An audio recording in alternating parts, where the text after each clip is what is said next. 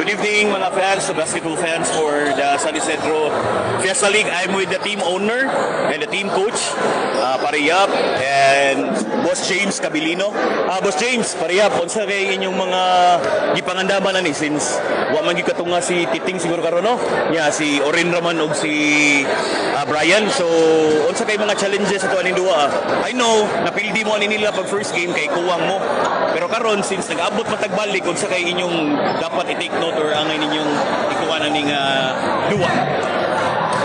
Ako, una sa tanan, nagpasalamat mi na nakaduwa ro tanan ng players. O last game wala injury sa mga players. O salamat mi sa Ginoo na naami diri karon. O naapod ang kontra na healthy po tanan. So hopefully na wapo ra o hapsay ra po ang duwa, wala ra init o wala ra injury na may tabo. Sa karon uban namang player like si Titing wala mo siya kaduwa kay tungod na open na siguro ang practice sa Lectran. So karon ilang ko rin ra o ano. So pasalamat ko na naapod sila si Sir James, bang coaches na nitabang po para sa karon duwa. Hopefully malipay tanan, manalo matalo, sana manalo kami. That's good.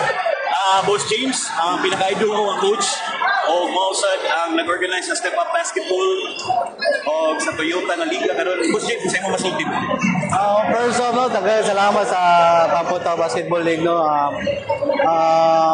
Amo lang siguro preparation ni is duwa lang sila kung ano. Actually wala may preparation as a team.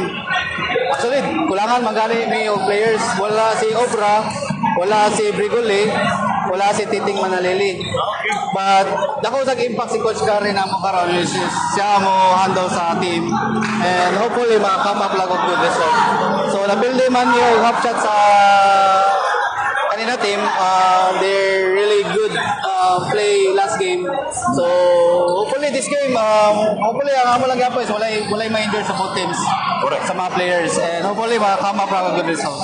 Correct. And Boss James, if ever kamoy mo daog ani nga kuan niya, mogsangka man mo sa mayuti, unsa kay angay na tong preparahan ana or unsay angay na mo makitan for that kind of game, championship game karong Huwebes?